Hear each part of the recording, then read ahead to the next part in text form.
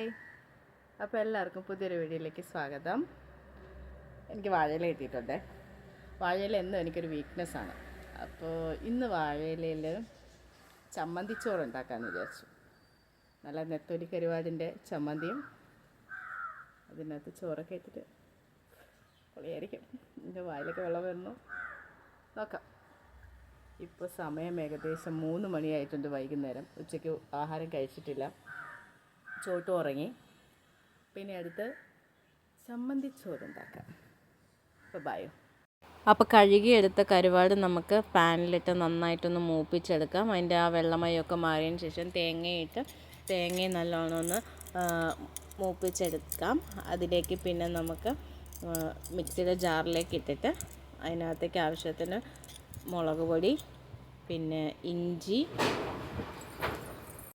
പിന്നെ കുറച്ച് സവാള. ഞാനിവിടെ സവാളയാണ് യൂസ് ചെയ്യുന്നത്, അല്ലെങ്കിൽ കുഞ്ഞുള്ളി ആയാലും എടുത്താൽ മതി. പിന്നെ ആവശ്യത്തിന് ഉപ്പും ഒരിച്ചിരി പുളിയും ഞാൻ ഇടുന്നുണ്ട്. അതും കൂടിയിട്ട് നന്നായി ഒന്ന് അരച്ചെടുക്കാം. ഞാൻ എന്താ ഇവിടെ വാഴയില കഴുകി വാട്ടി വെച്ചിട്ടുണ്ട്. പിന്നെ അടുത്ത് പാനും സെറ്റാക്കിയിട്ടുണ്ട്. പിന്നെ ചമ്മന്തി ഞാൻ നേരത്തെ അരച്ച് വെച്ചിട്ടുണ്ട്. എൻ്റെ ചമ്മന്തി ഇവിടെ റെഡിയാണ്. പിന്നെ ചമ്മന്തിയും ചോറും കൂടിയിട്ട് ഇളക്കി നമുക്ക് എടുക്കാം. നല്ല കുറച്ച് ചോറ്, നല്ല പൊന്നിരി ചോറ് എടുത്തിട്ടുണ്ട്. ഇതിലേക്ക് നമ്മുടെ ചമ്മന്തി ഇട്ട് കൊടുക്കാം.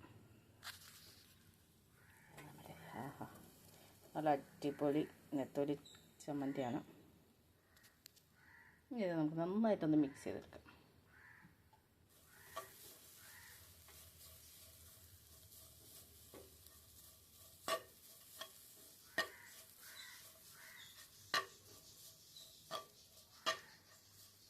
അപ്പം അത്രയേ ഉള്ളൂ. ഇനി ഇതങ്ങ് പയ്യെ അങ്ങ് ഇലയിലേക്ക് തട്ടുക. ഇലയൊന്ന് വാട്ടുകയല്ല, ഒന്നും കൂടി ഇല നല്ല അടച്ച് ജസ്റ്റ് ഒന്നും കൂടി ചൂടാക്കി ഒരു 5 മിനിറ്റ് ഒന്ന് ഇലക്കകത്ത് വെച്ചിട്ട് കഴിക്കുക. ഓ മൈ ഗോഡ്, വായിക്കൂടി വെള്ളം വരുന്നേ.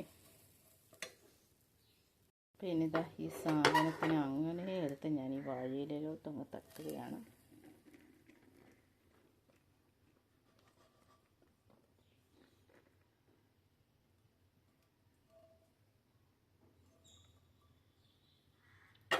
ഇനി ഇത് പുതിയ ഞാൻ ആ തവയുടെ മണ്ടയ്ക്ക് തന്നെ വെച്ച് കൊടുക്കുവാണ്.